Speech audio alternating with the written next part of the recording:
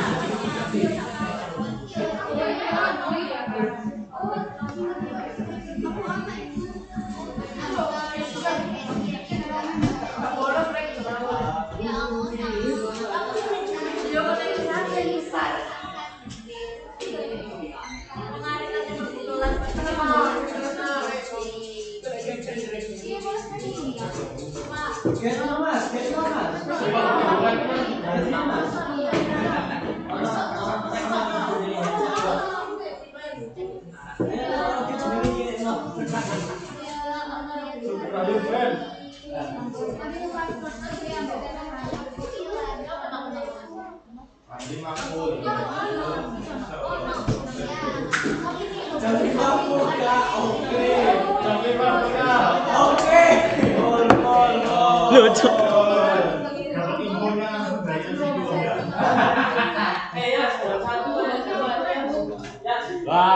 Jam 1 sampai jam 4 sore. Amarah itu, amarah lagi. Amarah lagi.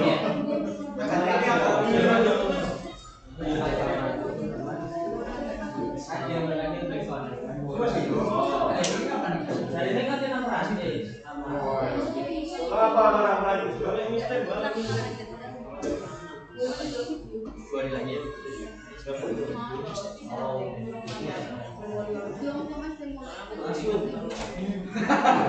Langsung nanti.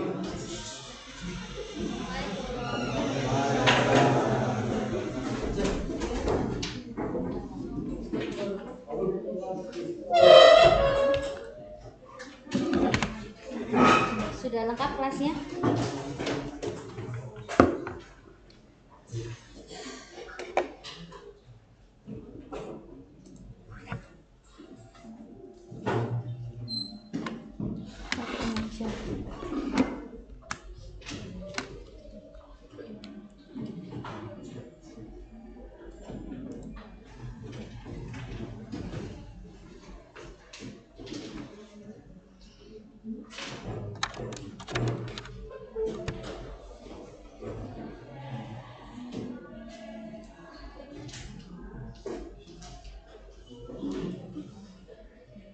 Oke, sebelum kita mulai kita berdoa terlebih dahulu ya. Silakan pimpin doa.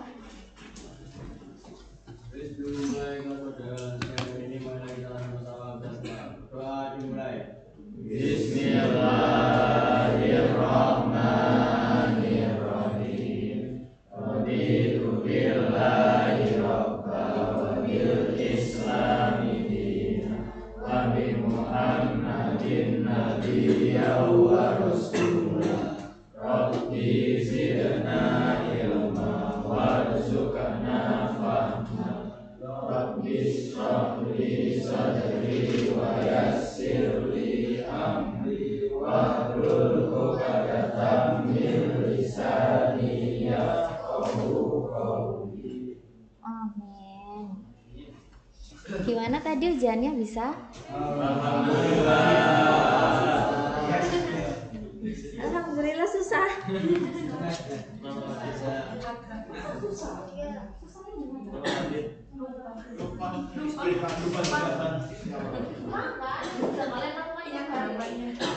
Setiap hari kalian tulis itu 3 kali praktik. Setiap hari tulisnya itu aja. Semoga nanti bagus ya hasilnya ya. Kalau ujian praktikum itu koreksinya itu kita berbagi dosen. Jadi harus mengumpulkan dulu data-data hasil koreksi dari dosen. Ya memang butuh waktu. Kalau sudah kita langsung gitu. Nanti kalau sudah ada hasilnya akan saya informasikan. Kemungkinan yang tanggal 10 kita jadwalkan untuk ujian teori itu kemungkinan ya dilakukan untuk ujian perbaikan dulu. Teorinya baru hari Jumat. Karena kalau meetingnya di hari tanggal 10 ya Kamis. Rabu itu ruang CBD biasanya dipakai untuk karantinanya OC ya. Nanti kalau memang tidak memungkinkan ya ujiannya hari Jumatnya, tanggal 10-nya kita pakai untuk UP. Sebenarnya nggak banyak yang UP. Kalau banyak yang UP, pastinya capek.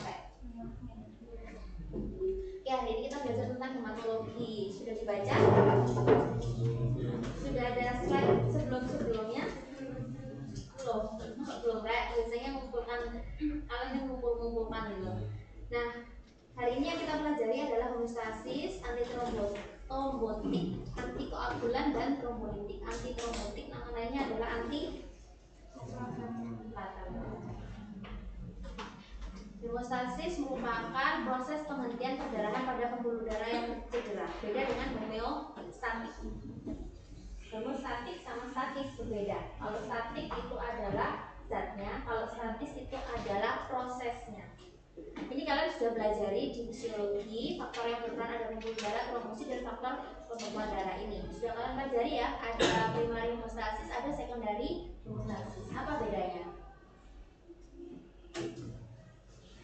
Dan pertama adalah pembuluh darah yang cedera. Ada injuri pada pembuluh darah. Injuri pada pembuluh darah, sobeknya pembuluh darah, akhirnya keluarlah darah. Lalu secara fisiologis akan terjadi primary hemostasis dan juga ada secondary hemostasis. Apa bedanya antara primary hemostasis dengan secondary hemostasis?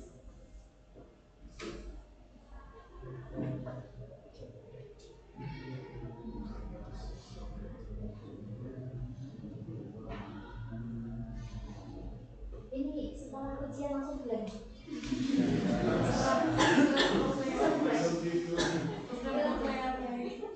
Langsung semua. Oke, jadi kalau yang primary hemostasis ini adalah sumbatan trombosit. Kalau secondary hemostasis ini nanti terbentuknya fibrin. Nah, di sini ini adalah terjadi pertama adalah sumbatan trombosit, lalu terjadi pembekuan fibrin. Sumbatan trombosit itu kan tidak stabil, maka dengan adanya fibrin dia akan lebih stabil. Dua cara kerja ini akan mempengaruhi obat-obatan yang kita gunakan, apakah itu anti platelet atau anti. Oke, jadi di sini ada celah pada pembuluh darah yang luka. Lalu ada ikatan GP1B dengan VWF dan GP1A dengan kolagen. Di sini akan menyebabkan trombosit akan menempel pada tempat injurinya, tempat luka dari pembuluh darah. Kalau dia sudah menempel begini, maka dia sekarang menjadi aktif. Aktifnya trombosit ini mengeluarkan ADP, adenosin difosfat, TXA2 itu apa? Trombosan A2, 5-HT serotonin. Ya, dengan dikeluarkan ini dia akan mengaktifkan trombosit yang lainnya, sehingga trombosit yang lainnya ini akan semakin menempel, apalagi dengan adanya ikatan GP2B dan 3A ini dengan platelet, akhirnya dia akan semakin menempel antar trombosit, terjadilah sumbatan trombosit. Lalu dilanjutkan dengan adanya pembentukan bekuan fibrin. Tujuannya apa? Supaya sumbatan ini lebih stabil. Maka dibentuklah bekuan fibrin. Nah, bekuan ini atau koagulasi ini mengikuti jalur ekstrinsik dan intrinsik. Apa bedanya?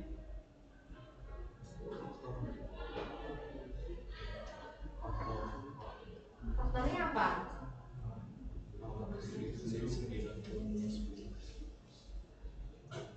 Kalau intrinsik?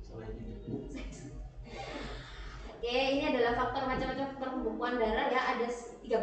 Nah, di sini ada perbedaan antara ekstrinsik dan intrinsik.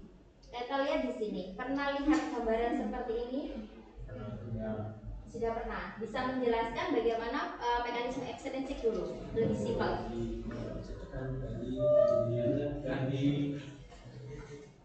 Berapa?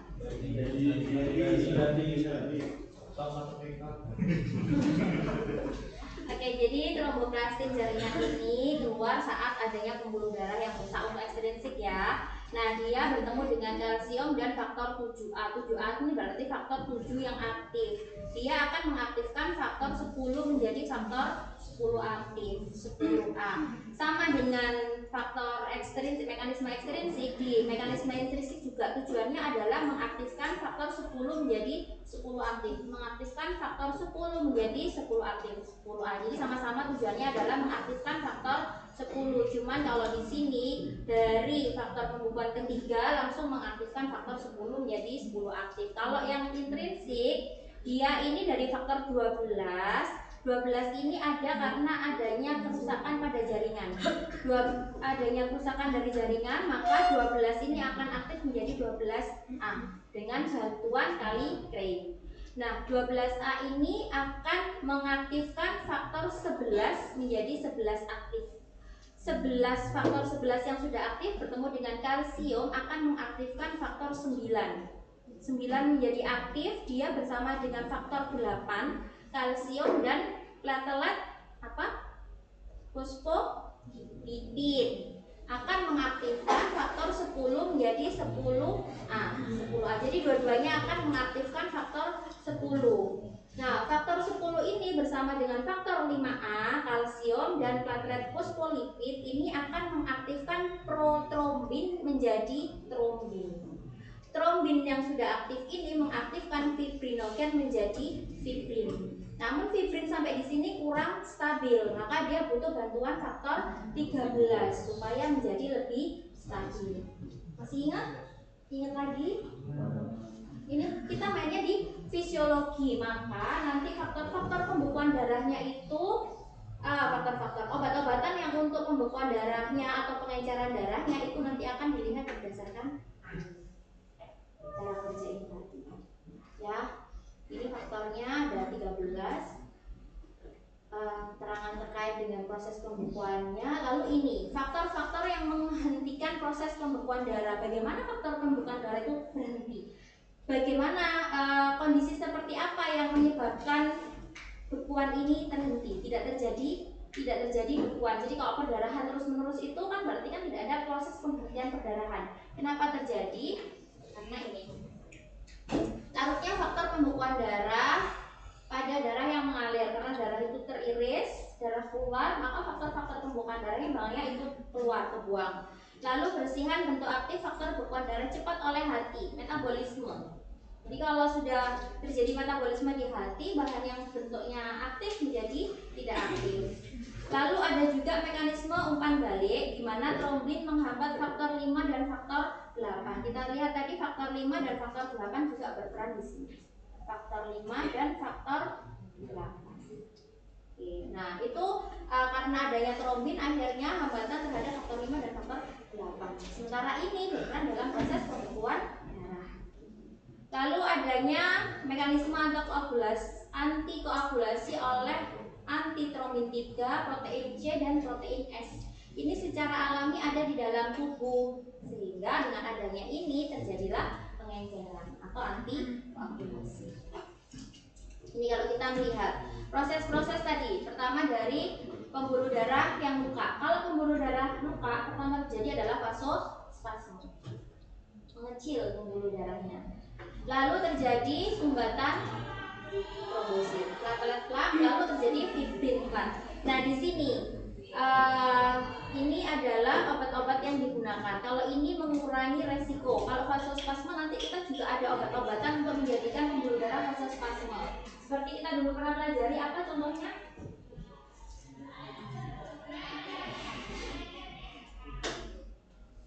Epistaxis, masih ingat? Semester ini kan? Epistaxis adalah pada hidung. Diberikan obatnya apa? Adrenalin atau epinefrin. Nah, itu adalah vasospasme. Nah, vasospasme di sini. Lalu ada platelet plaque formation, pembentukan sumbat trombosit. Nah, ini supaya tidak terjadi sumbatan trombosit kita berikan antiplatelet. Fibrin clot formation, jadi supaya tidak terjadi bentukan bekuan fibrin maka kita berikan antikoagulan. Nah, pembuluh darah yang sudah mengalami ini maka akan terjadi gumpalan. Supaya menjadi lebih encer kita bisa berikan trombolitik untuk memecah kembali bekuan yang sudah terbentuk. Kapan kira-kira dibutuhkan obat-obatan untuk trombolitik? Kan tadi ini harapannya sampai di sini, ini kan pembuluh darahnya ini terbentuk sumbatan. Sampai di sini kita dipecah lagi sumbatannya, kita lisiskan sumbatannya, gumpalan darahnya tadi kita lisiskan. Kapan kita lakukan ini?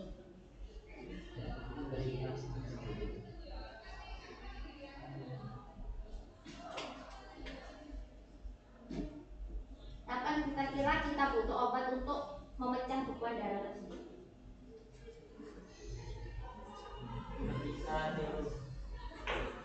Terjadi angina. Terjadi angina. Angina itu apa?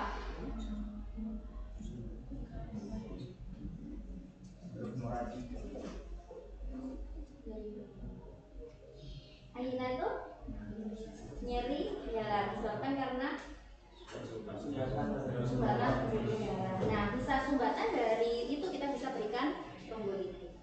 Jadi bukan anginanya yang dipecah, tapi darahnya. Angina adalah satu gejala atau tanda adanya sumbatan. Jadi supaya tidak terjadi angina, sumbatannya kita. Oke, ini adalah obat-obatan yang kita gunakan, antikoagulan, trombolitik, sama antiplatelet atau antitrombos. Antikoagulan ini ada heparin, direct thrombin inhibitor, direct faktor 10A inhibitor, 10 aktif, warfarin, lalu trombolitik ada TPA derivat, ada streptokinase, ada juga urokinase.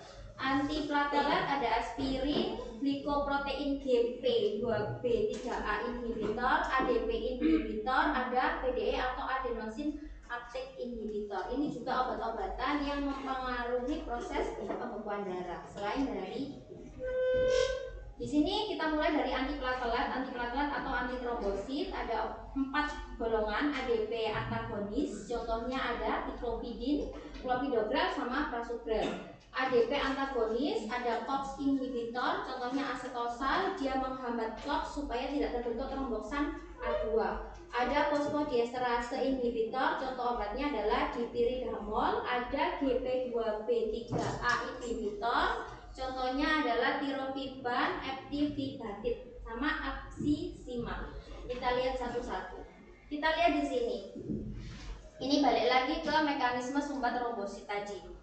Tadi kan kita masih ingat bahwa proses aktivasi dari trombosit karena berikatan dengan WPF tadi atau dengan kolagen pada jaringan kan menghasilkan ADP, tromboksan A2 sama serotonin tadi kan. Nah, di sini kerjanya antiplatelet adalah menghambat itu terjadinya. Jadi kalau aspirin dia menghambat COX. Aktivitas COX ini kalau dihambat maka tidak akan terbentuk tromboksan A2.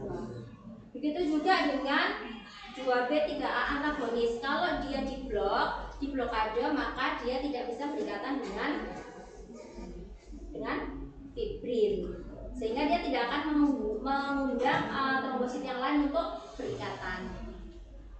Lalu clopidogrel ini dia memblok ADP, adenosin difosfat, yang tadi juga diproduksi dikeluarkan oleh trombosit yang sudah teraktivasi. Lalu ada dipiridamol, dia fungsinya adalah menghambat aktivasi dari tromboksan A2, ADP ataupun GP2B dan 3B. Kalau kalian hafal ini, maka kalian bisa melihat bagaimana cara kerja obat tersebut. Di sini sudah ditunjukkan. Kalau mau lihat bagaimana cara kerjanya di sini, berarti clopidogrel kerjanya di ADP. ADP antagonis. Jadi cara kerjanya ya. Aspirin di COX ini akan dengan hambatan dari COX maka tidak terbentuk tromboksan A2 COX ini. Jadi belajar obatnya berdasarkan dari mekanisme proses fisiologinya. Kalau hafal fisiologinya lebih gampang. Gitu. Ini kita lihat antitrombosit ya, antiplatelet tadi ada aspirin. Aspirin tadi bekerjanya apa? Menghambat COX sehingga tidak terbentuk tromboksan A2. Ini dosis yang lazim untuk digunakan sebagai antitrombosit 50 sampai 325. Biasanya sediaannya ada sediaan 100 mg. Digunakan untuk mencegah kambuhan, infeksi, TIA atau stroke emboli. Efek samping mual dan terjadinya perdarahan pada perut jika pemberian dosisnya di atas 325. Nah, seperti dengan NSAID yang lain, dia mempengaruhi lambung sehingga terjadi perdarahan pada lambung menyebabkan masalah pada lambung, terjadinya dispepsia.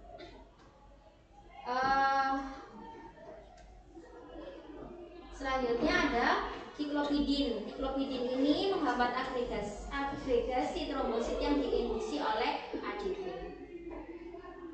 Tiklopidin kita yang dihambat oleh menghambat kerjanya ADP, ada tiklopidin sama ada clopidogrel. Nanti yang akan kita bahas di sini ada tiklopidin dan clopidogrel.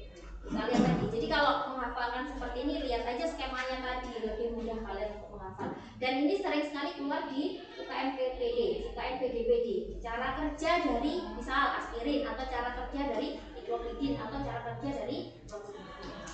Itu nanti akan sering keluar dari saat ujian. Cara kerjanya bagaimana? Dosis yang diberikan untuk diklopidin adalah 250 mg, diberikan 2 kali sehari. Indikasinya sama, mengurangi kambuhan stroke, infak miokard. Efek sampingnya gangguan pada saluran cerna, perdarahan, urtikaria, gangguan fungsi hati, gangguan darah, ada leukopeni, agranulositosis, ada pansitopenia, ikterus, meningkatnya LDL dan VLDL. Masih ingat LDL, VLDL apa? Low density lipoprotein. Kalau VLDL very low. Apakah LDL dan VLDL itu?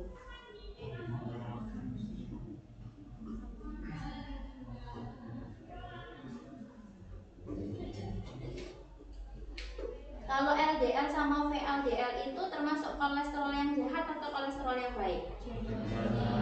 Kalau yang baik apa coba?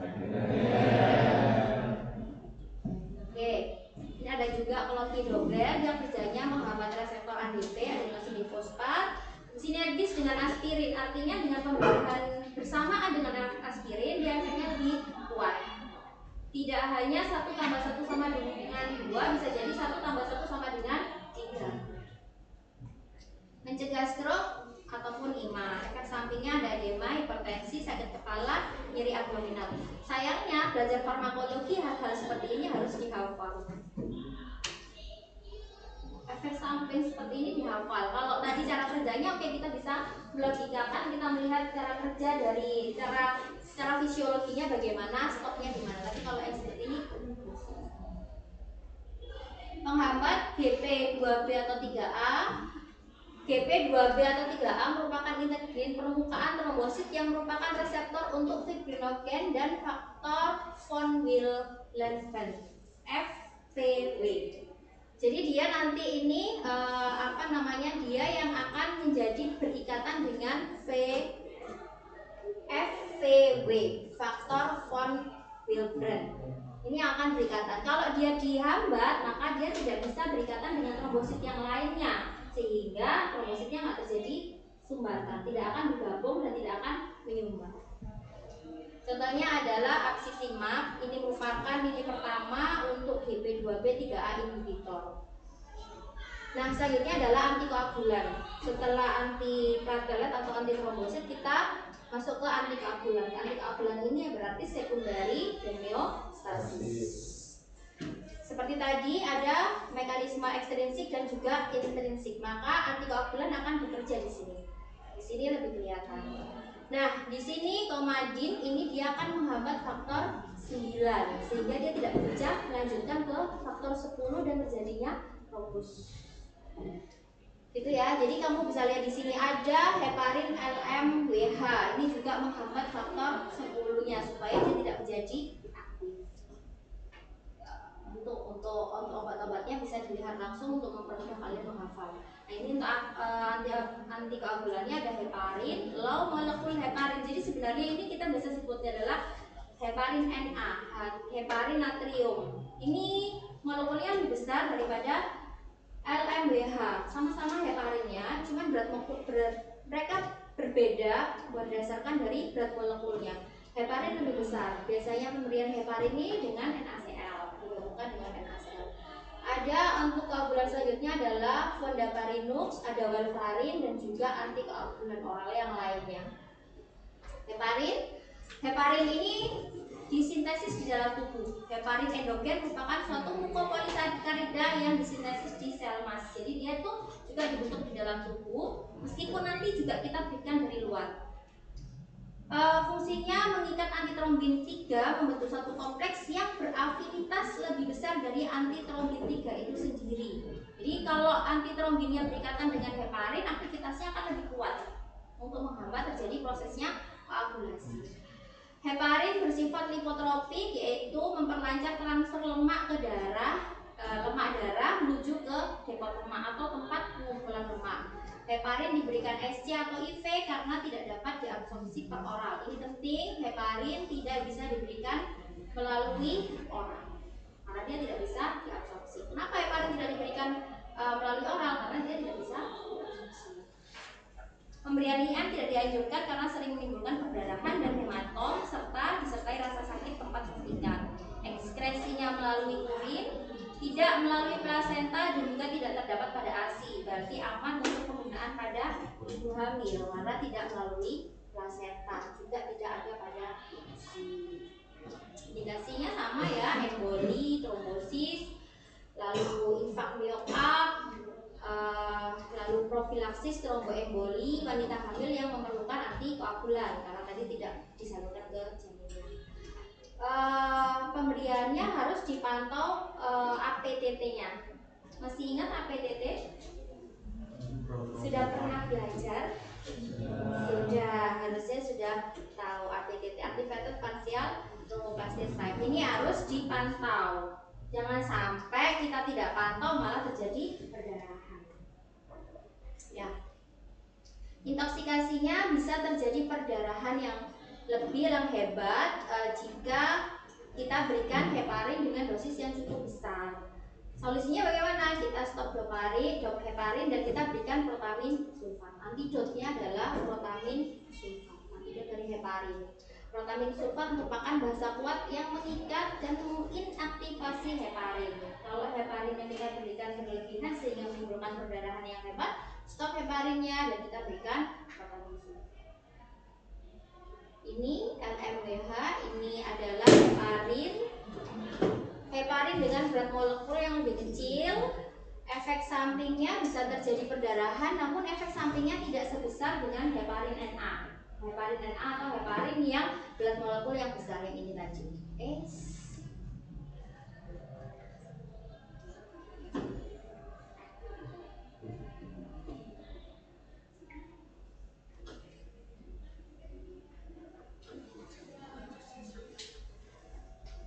Ini efek sampingnya tidak lebih kecil dibandingkan dari heparin NA.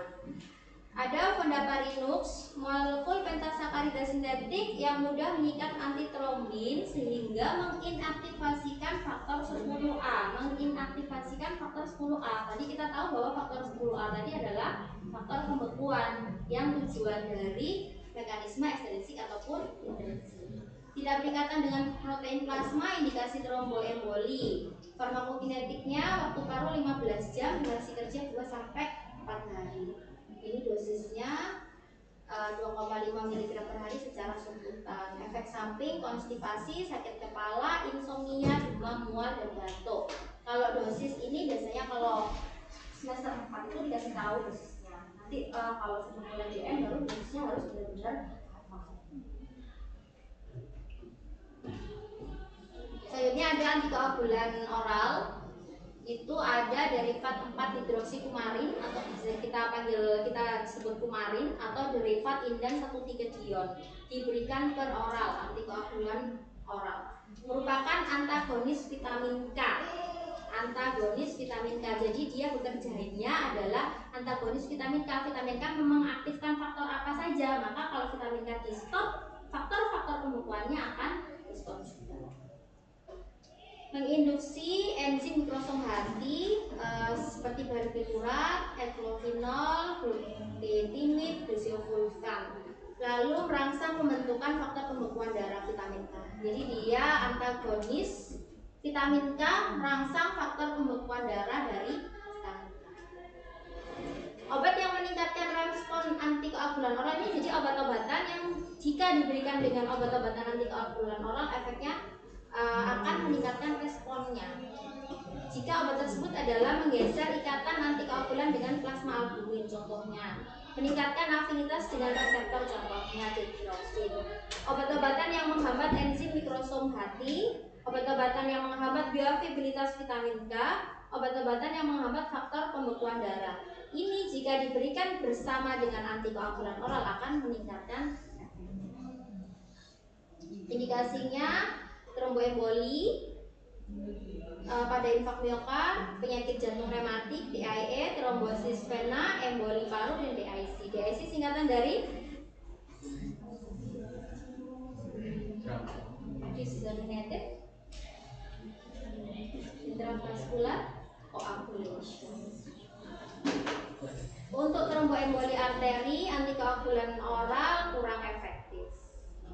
Ini warfarin yang tadi kerjanya adalah menghambat sintesis faktor koagulasi yang bergantung vitamin K. Yang bergantung dari vitamin K adalah faktor 2, faktor 7, 9, dan 10. Ini diberikan secara apa? Oral apa injeksi?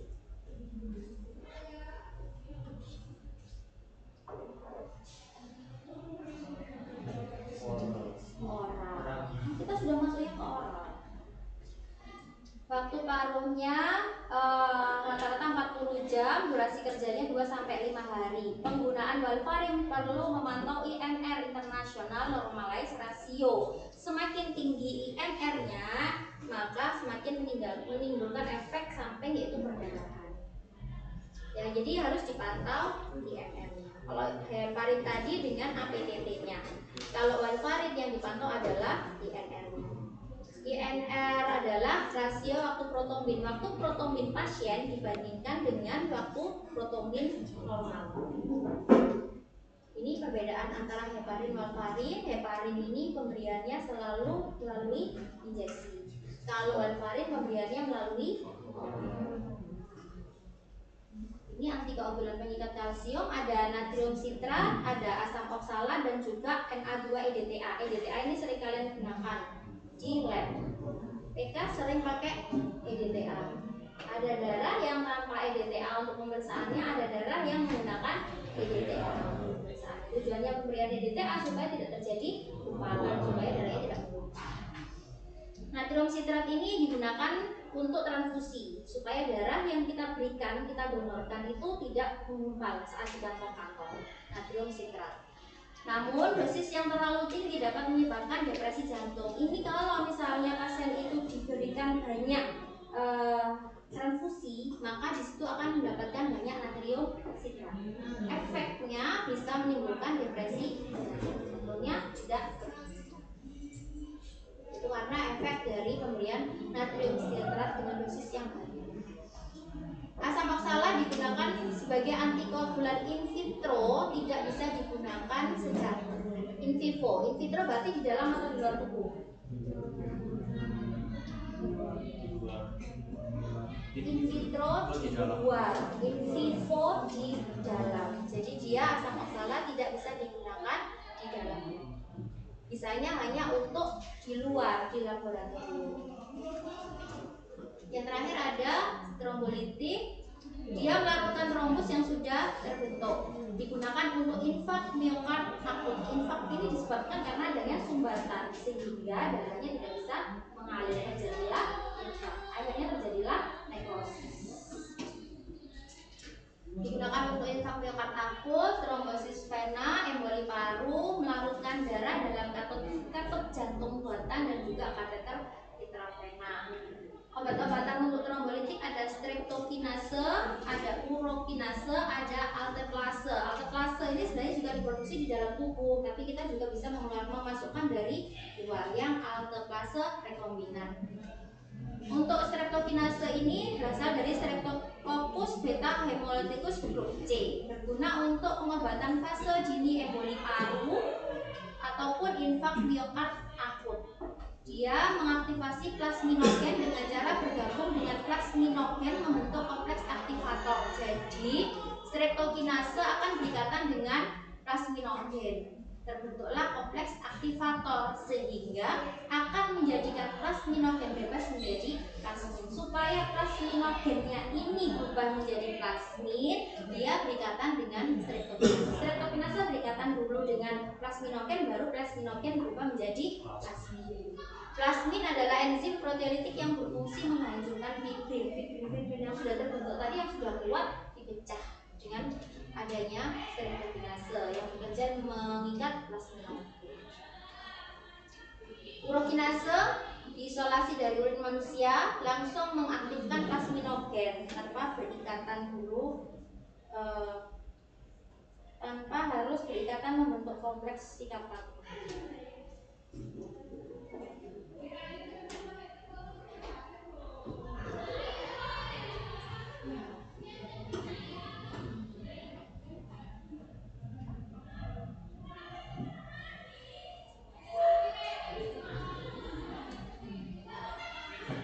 Sebentar ya, ini saya habis ini soalnya ada tamu.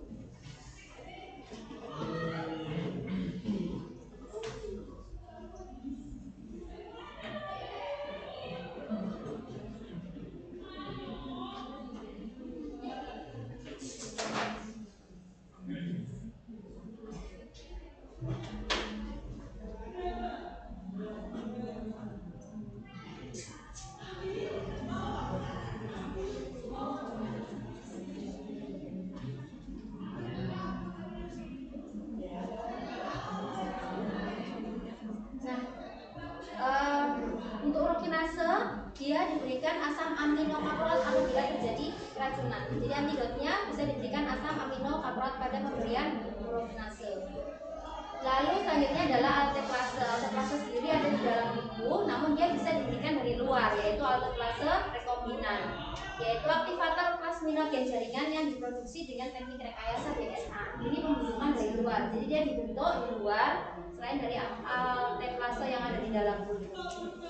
Alteplase lebih selektif mengaktifasi plasminogen yang terikat pada fibrin dibandingkan plasminogen yang bebas. Jadi ada cara kerjanya sendiri-sendiri. Kalau ini langsung mengaktifkan urokinase, mengaktifkan plasminogen menjadi plasmid.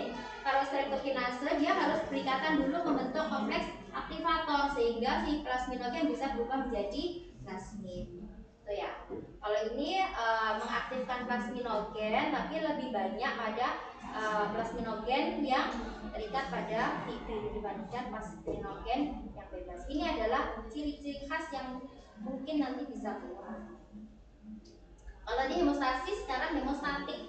Hemostasis tadi penghentian perdarahannya. Kalau hemostatiknya adalah zat atau obat yang digunakan untuk menghentikan perdarahan. Ada hemostatik lokal, ada hemostatik sistemik. Ada hemostatik lokal ini contohnya adalah hemostatik serap. Jadi kalau misalnya dikasih spon, misalnya contohnya di sini adalah spon gelatin, dia akan menyebabkan penyerapan darahnya akan diserap. Biasanya pada penggunaan pada sakit pos pencabutan gigi.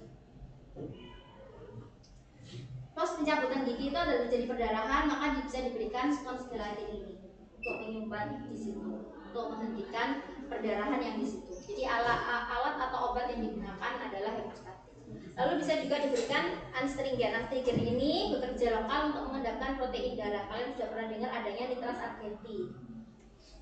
Ya, itu adalah hemostatik atau bahan yang digunakan untuk menghentikan perdarahan yang sifatnya adalah anstringen, mengendapkan protein darah. Mengendapkan protein karena kan kemarin kita sifatnya adalah membakar ya. Proteinnya rusak dengan menggunakan nitras argenti. Lalu ada koagulan. Koagulan ini contohnya adalah penggunaan trombin topikal, bisa dioleskan pada tempat perdarahannya. Ada vasokonstriktor, dan ini adalah cara kerja yang pertama tadi. Setelah pembuluh darah itu luka, tubuh secara alami melakukan vasokonstriktor pembuluh darah. Nah, ini kita bisa juga lakukan dengan obat-obatan vasokonstriktor. Ada epinefrin, adrenalin ataupun norepinefrin. Ini vasokonstriktor, mengecilkan pembuluh darah. Ini untuk hemostatik sistemik, berarti untuk semuanya ya, tidak lokal, tidak pada tempat tertentu. Sistemik bisa diberikan anti hemofilik 8, juga kompleks faktor 9. Kalau ini faktor 8 ini untuk hemofili A, untuk yang 9 ini untuk hemofili B. Jadi kan kembali lagi kepada, ingat kembali ke nama-nama faktor-faktor pembekuan darah. Maka di sini juga akan berhubungan dengan kompleks faktor 9. Kita berikan faktor 9, jadi berikan darah faktor kompleks faktor 9 yang isinya adalah faktor 2, 7, 9, 10. Nah, ini diberikan pada pasien-pasien hemofili B. Efek sampingnya hepatitis, trombosis, demam, menggigil, sakit kepala, flushing, dan reaksi hipersensitivitas. Ini kan dari luar, darah yang diberikan dari luar dalam tubuh kita, maka bisa terjadi hipersensitivitas. Semua bahan bahan yang bisa dimasukkan di dalam tubuh itu pasti ada reaksi hipersensitivitas. Reaksi yang efek samping yang tidak bisa kita bilang nggak ada. Jadi semua obat yang kita berikan pasti ada efek sampingnya hipersensitivitas. Karena kita tidak akan tahu obat ini bisa untuk kita atau tidak. Ya. Apa tadi untuk hemofili sama ini juga pembekuan darah ya, diberikan darah yang mengandung inhibitor faktor. Ada desmopresin merupakan vasopresin sintetik yang dapat meningkatkan faktor 8 dan VWF yang ada di jaringan yang luka tadi.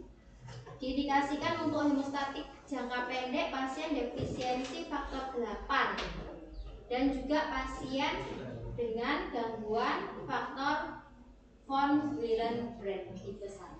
Efek sampingnya sakit kepala, mual, flushing, nyeri, bengkak pada tempat suntikan. Lalu bisa diberikan juga vitamin K yang merupakan kofaktor yang berperan pada aktivasi pembekuan darah faktor 2, 7, 9, dan 10. Vitamin K ini mengalami redox, proses redox oksidasi reduksi oksidasi di hepat. Metabolismenya berarti dia ada di aminokaproat, penghambat bersaing dari aktivator plasminogen dan penghambat plasmin. Plasmin tadi kita sudah bahas bahwa dia berperan menghancurkan fibrinogen. Dia memecah plasmin memecah fibrinogen sehingga gumpalan atau bukuannya kita hancurkan. Asam aminokapriot ini mengatasi perdarahan berat akibat fibrinolisis yang berlebihan. Efek sampingnya pruritus, eritema, hipotensi, dispepsia, mual, diare, inhibisi ejakulasi, eritema atau kemerahan pada konjungtiva dan hidung bersumbat. Asam tranexama lebih poten, lebih kuat 10 kali dibandingkan asam aminokapriot. Ini kita sering gunakan juga di klinik asam tranexama untuk menghentikan perdarahan. Efek sampingnya ringan. Terima kasih. Sampai di sini ditanyakan. Kalau kalian menghafalkan, sudah hafal tentang fisiologi penghentian perdarahan, tinggal memasukkan aja obat-obatnya apa, itu lebih mudah untuk menghafalkan. Reproduksi ini hanya satu topik yang akan kita bahas, yaitu oksitoksik. Kita lanjutkan ya. Sudah lelah ya. Saya juga habis ini saya ada janji sama kelas B jam 1 ya. Jam 2 ada tamu dari Pemkot. Ya, semoga bisa cepat. Oksitoksik. Nah, obat-obatan reproduksi ini sebenarnya banyak, tapi yang kita bahas di sini hanya satu topik saja, yaitu oksitoksik. Oksitoksik ini adalah kondisi di mana kita akan membuat uterus itu kontraksi. Uterus itu kontraksi pada saat apa secara alami?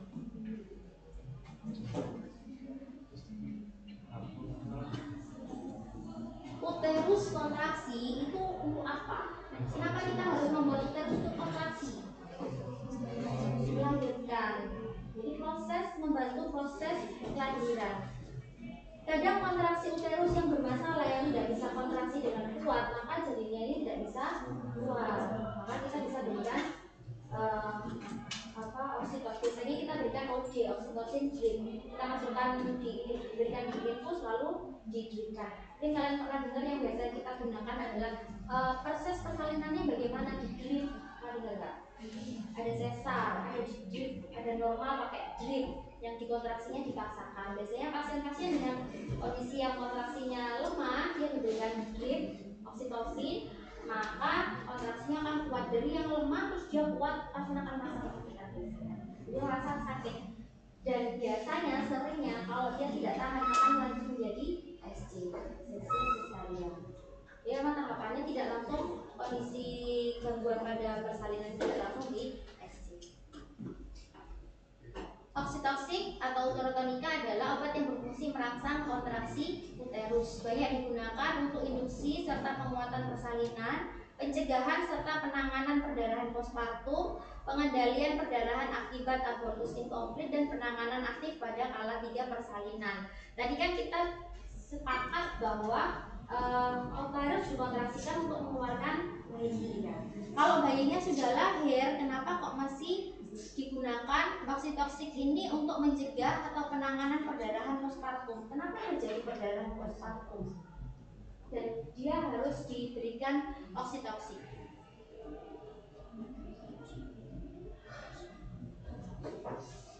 Perdarahan postpartum berarti perdarahan setelah melahirkan.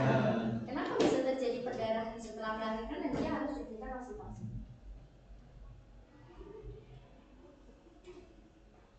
Kenapa setelah kita berharap diberikan oksitoksik kontraksi bayinya lahir? Kenapa setelah bayinya lahir itu masih perlu dikontraksikan lagi? Untuk mengeluarkan plasenta. Oke, untuk mengeluarkan plasenta. Jadi sebelum dilahirkan plasenta kita bisa suntikan juga. Setelah plasenta lahir, perdarahan postpartum. Setelah plasenta lahir terjadi perdarahan. Kenapa masih terjadi perdarahan dan masih diberikan obat-obat untuk merangsang kontraksi?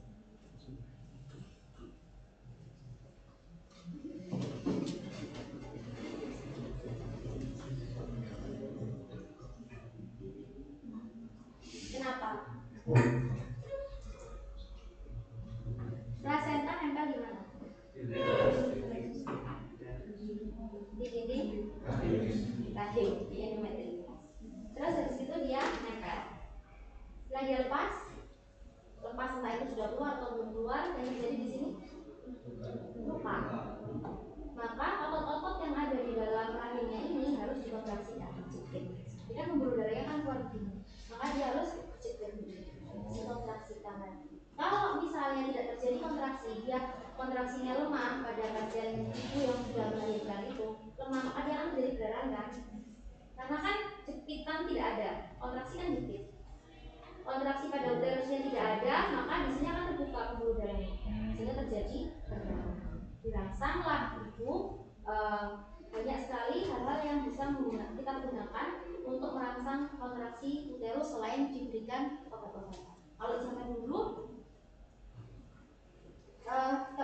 ada rangsangan melalui payudara. Jadi biasanya payudara itu akan dirangsang sehingga terjadi kontraksi. Tapi sekarang sudah tidak digunakan karena itu tidak nyaman untuk ibu. Ada gerakan kasih sayang ibu, maka gerakan itu sudah tidak pakai. Yang dipakai sekarang kita mengkontraksikan dengan merangsang dengan memegang perut. Jadi perutnya dirangsang begini, maka dia akan menjadi kontraksi. Jadi nanti kalian saat masuk ke objin ya akan lihat salinan normal, terus dia setelah melahirkan biasanya perutnya dibunyikan ya. Dirangsang terus supaya terjadi kontraksi. Apabila terjadi gangguan kontraksi, maka kita bisa berikan obat-obatan oksitoksik. Nah, obat-obatan oksitoksik yang kita bahas di sini ada 3, yaitu prostaglandin, oksitosin, dan ergometrin. Ingat ya, ada oksitoksik, ada oksitosin. Ada hemostasis, ada hemostatin. Bedakan sama S-nya aja beda artinya. Kalau ini adalah obatnya, ini adalah salah satu jenis obatnya. Oksitosin itu obat, nama obatnya. Jadi ada obat oksitosin itu ada prostaglandin, ada oksitosin, dan juga ada ini prostaglandin.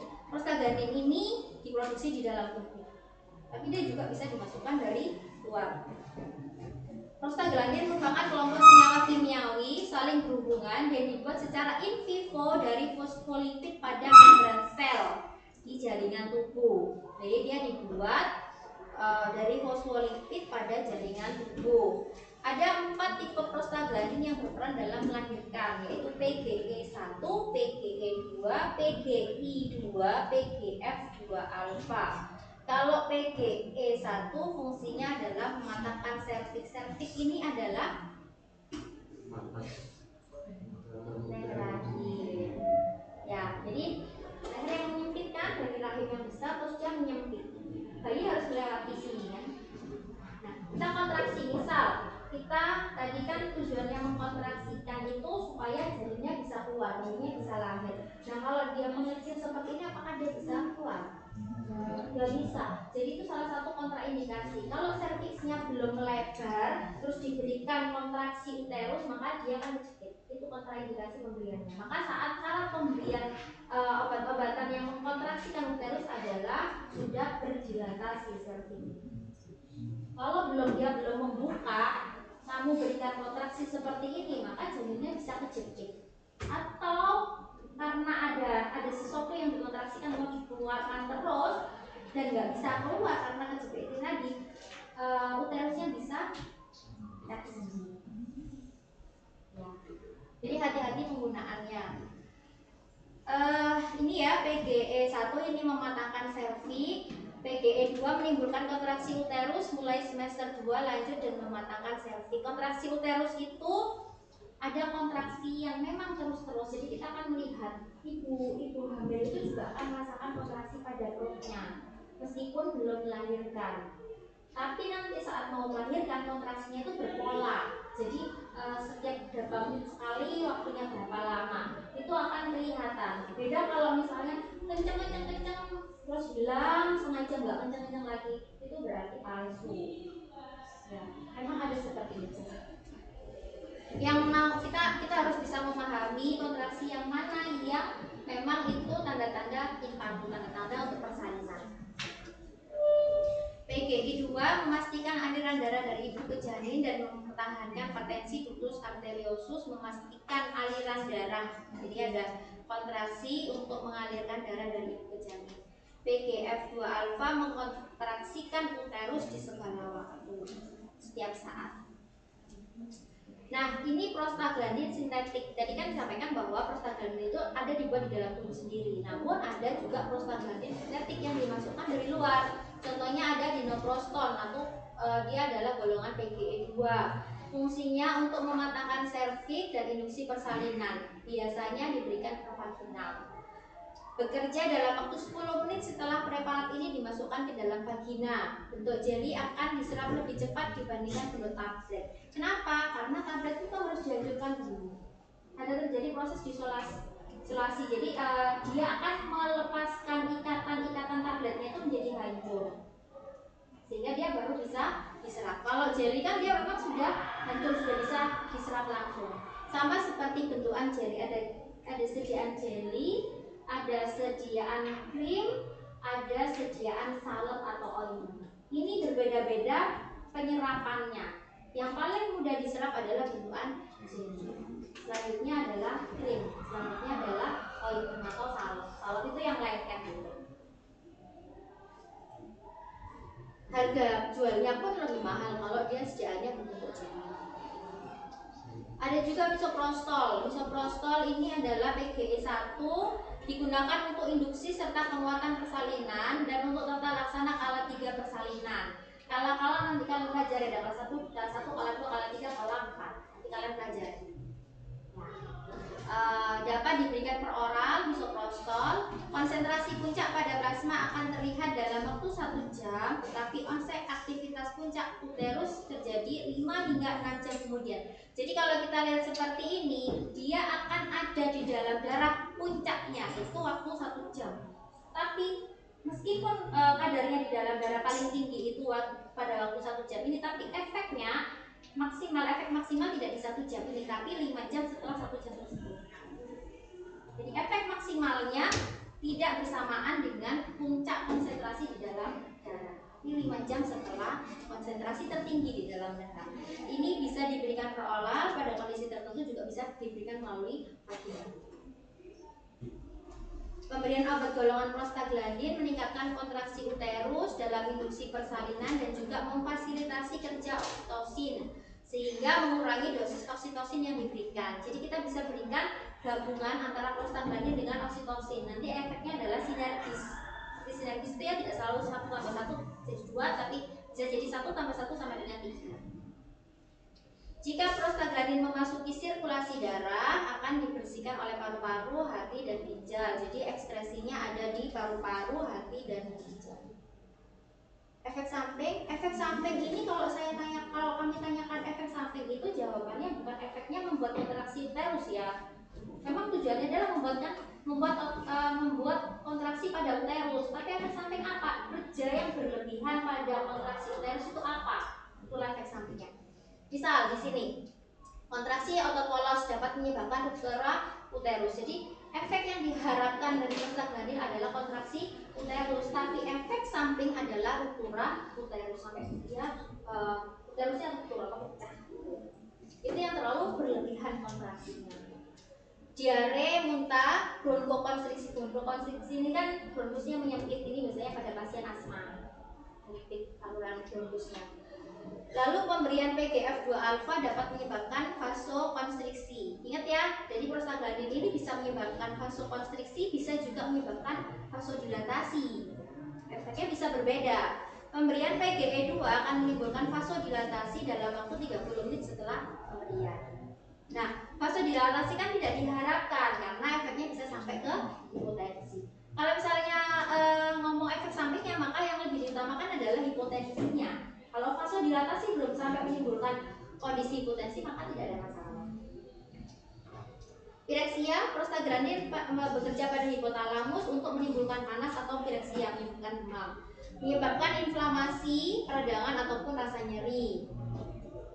Dia menimbulkan diuresis dan kehilangan elektrolit sehingga terjadi gangguan reabsorpsi pada tubulus ginjal. Ini kemarin gangguan reabsorpsi pada tubulus ginjal. Tubulus tidak menyerap air sehingga terjadilah diuretik. Diuretik yang berlebihan akan menimbulkan gangguan elektrolit. Kemarin efek samping dari furosemid atau efek samping yang tidak diharapkan dari furosemid apa? Itu jadi bukan kencing sering, bukan gitu. Kalau kencing sering itu memang efek yang diharapkan, tapi efek terus menerus itu apa, kencing terus menerus itu kaliumnya hilang, kalsium natriumnya hilang, maka terjadi hiponatremia. Di sini pada sistem saraf pusat bisa menimbulkan tremor atau kejang. Kejangnya disebabkan karena apa? Karena panas yang terlalu tinggi. Jadi panas dalam tubuh yang terlalu tinggi itu bisa menyebabkan kejang. Selain itu juga dia langsung merangsang SSP, sistem saraf pusat kita, sehingga bisa menimbulkan kejang. Jadi kejang pada pemberian prostaglandin ini bisa karena adanya pireksia, hiperpireksia, demam yang terlalu tinggi, ataupun juga perangsangan langsung pada SSP. Peningkatan tekanan intraokular bisa menimbulkan glaukoma. Jadi efek sampingnya bisa ke glaukoma. Oksitosin berperan penting dalam proses persalinan dan ejeksi ASI.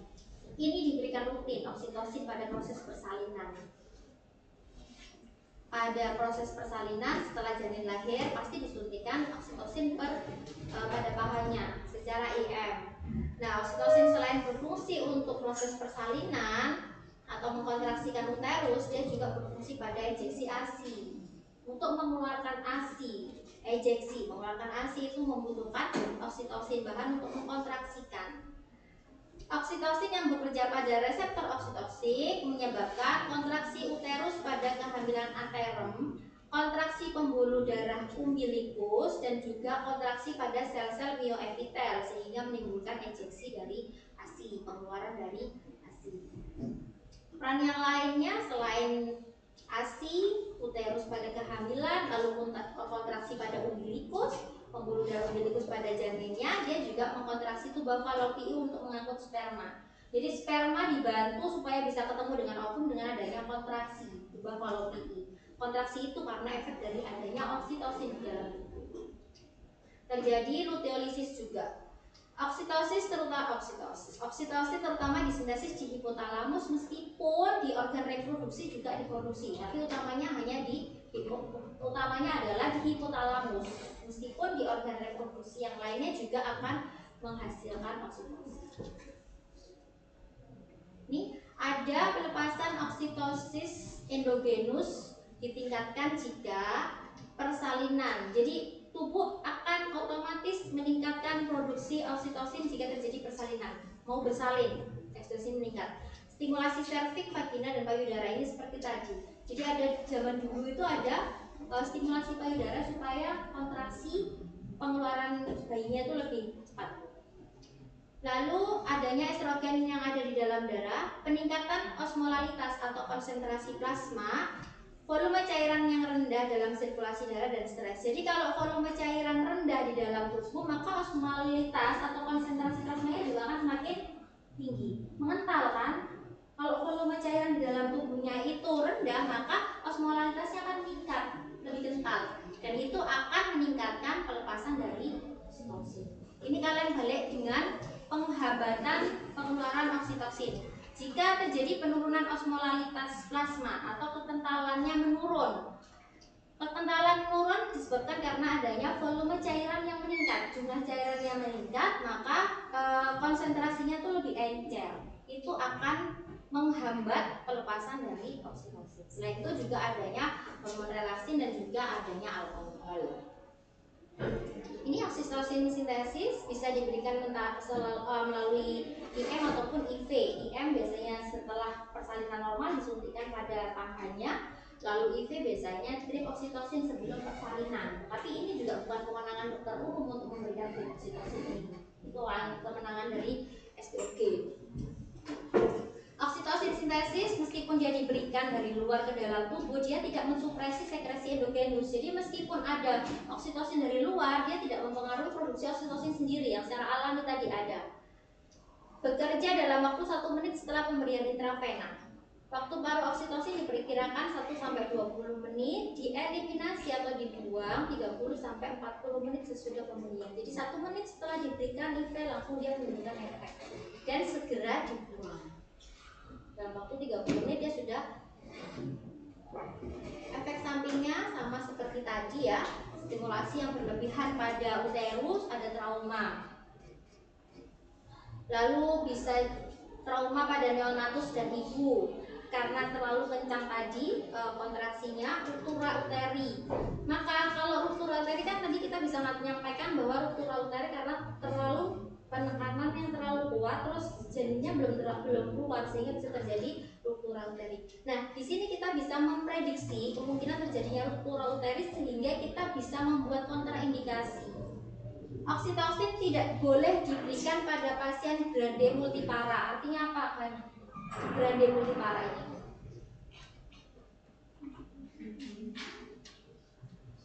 Grande multipara tidak boleh diberikan pada grande multipara, kehamilan kembar, polihidramnion, atau ibu hamil dengan sikatrik pada rahimnya. Misal pos SC sudah pernah melahirkan dengan seksio cesaria SC, maka terjadi sikatrik atau bekas luka pada rahimnya. Kalau diberikan oksitosin bisa terjadi ruptur, karena tadi kan ikatannya kan tidak sekuat tanpa adanya sikatrik ya. Berikan kontraindikasi. Grande multipara. Nanti ini kalian istilah-istilah ini wajib hafal saat kalian memasuki objek. Berdarah postpartum. Jadi saat mau lahiran dia diberikan oksitosin. Nah, setelah bayinya lahir dia bisa terjadi perdarahan postpartum. Jadi memang kalau kita memberikan waktu persalinan kita berikan oksitosin, kita siap-siap perdarahan postpartum. Ada hematoma pelvik, perdarahan pada pelvis, ada solusio plasenta yang keluar duluan, emboli cairan amnion, dan juga hipoksia fetal. Kenapa hipoksia fetal? Karena fetusnya tadi kan dikencet terus, uterusnya tadi kan dikontraksikan terus, sehingga dia menekan dari janinnya sendiri dan juga umbilicusnya. Darahnya kan dia masih mendapatkan makanannya dari umbilicus. Mestinya kan jepit seperti ini, akhirnya dia kekurangan oksigen janinnya. Bisa terjadi hipoksia fetal. Kontraksi pembuluh darah tali pusat ini hipoksia janin dapat menimbulkan bradikardi, disritmia kardiak, dan juga bisa sampai terjadi kematian. Karena tadi itu ya hipoksia karena ada kontraksi yang terlalu berlebihan pada umbilicusnya tadi, sama pada kondisi uterusnya yang terlalu berlebihan kontraksi.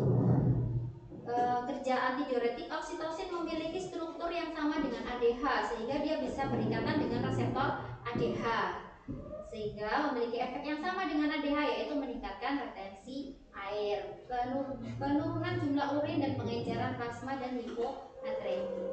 Kalau urinnya yang dikeluarkan sedikit, maka banyak cairan di dalam tubuh, volumenya akan semakin meningkat. Natriumnya juga akan lebih sedikit karena lebih banyak pengencernya, sehingga natriumnya terjadi hiponatremi. Kalau jumlah cairannya sedikit, maka natriumnya akan lebih meningkat kadarnya di dalam cairan tersebut.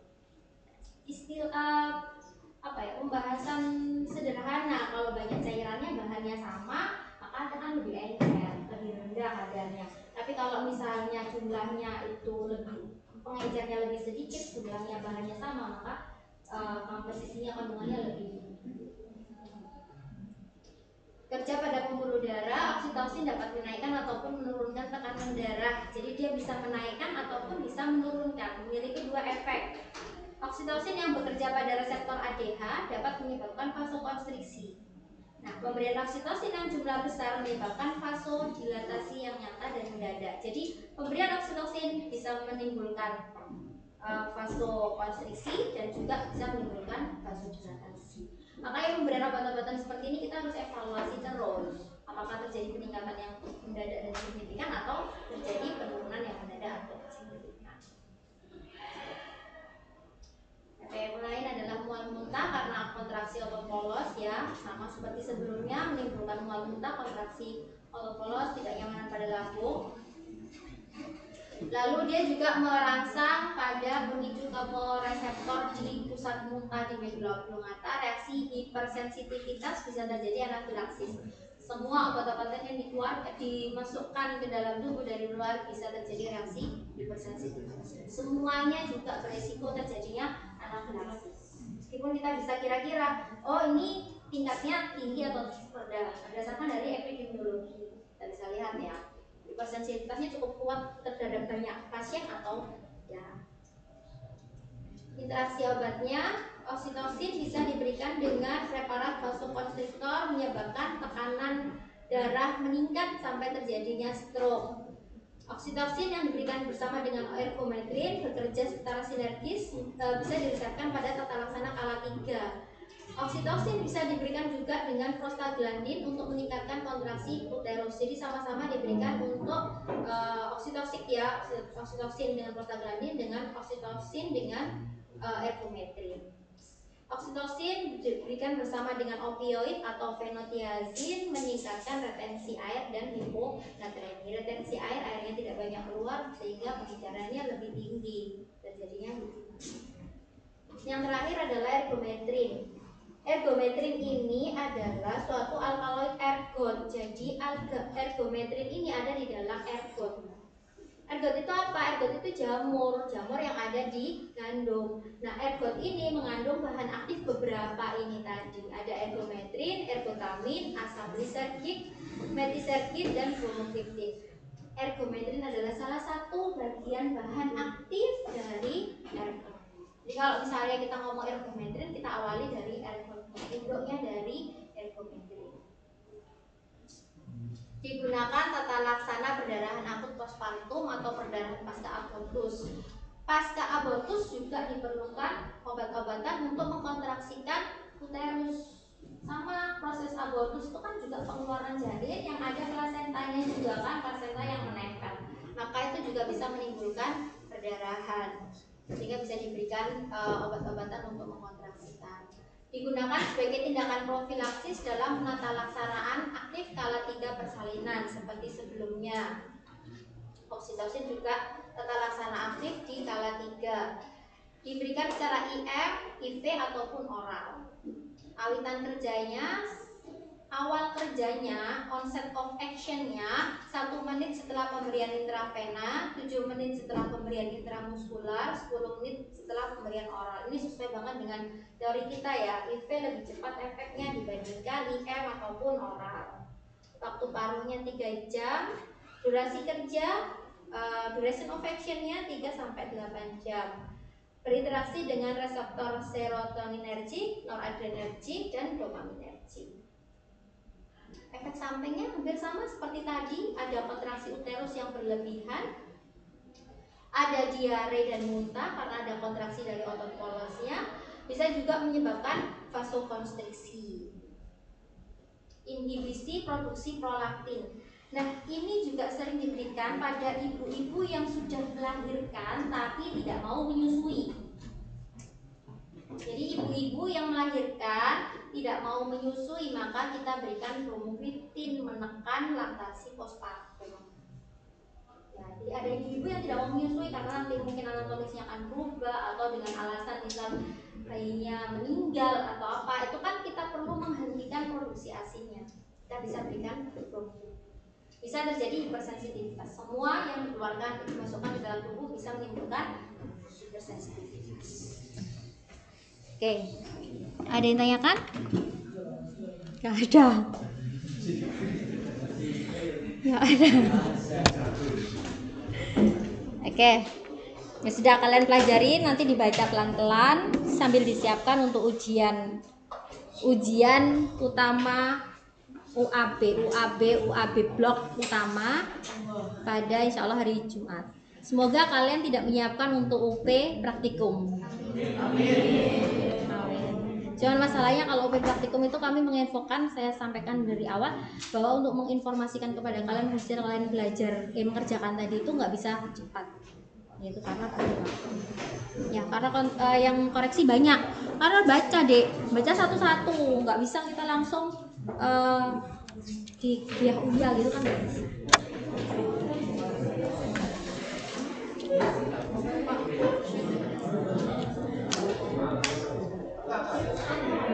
Oke, selamat belajar. Saya tutup. Sebelum kita tutup, kita berdoa terlebih dahulu. Silakan pimpin doa.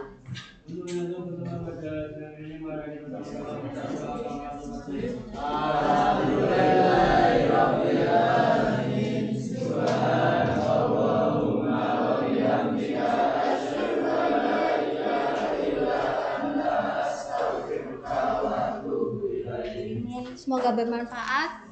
Mohon maaf kalau ada salah. Saya tutup. Assalamualaikum warahmatullahi wabarakatuh.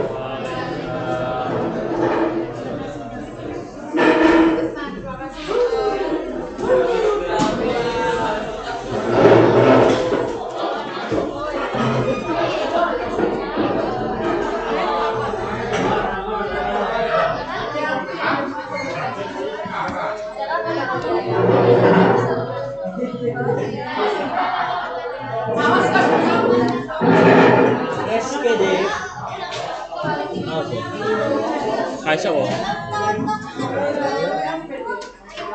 Apa?